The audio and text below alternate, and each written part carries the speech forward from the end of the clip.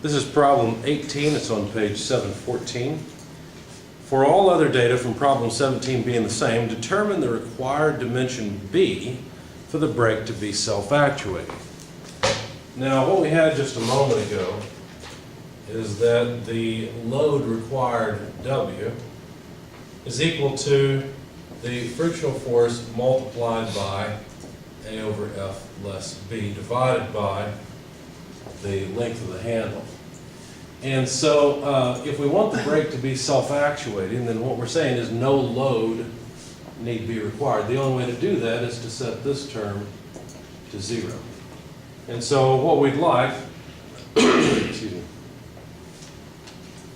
what we'd like to do then is say B equals A over F, and we're supposed to determine dimension B for it to be self-locking. So from the last problem, A was just 4 inches and the friction coefficient was 0.25. And so you might be tempted to say, well, B should be 16 inches, but think about it further. If you set B to 16 inches, you will get 0 here.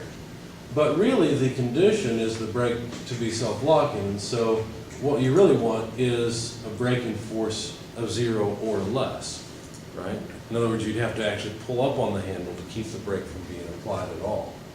So really what we're trying to say here, if this is true, if we want this term to be less than 0, then B should be greater than or equal to A over F. So really what we're saying is that B should be greater than or equal to 16 inches. Okay? And then the brake will be self-locking. Questions?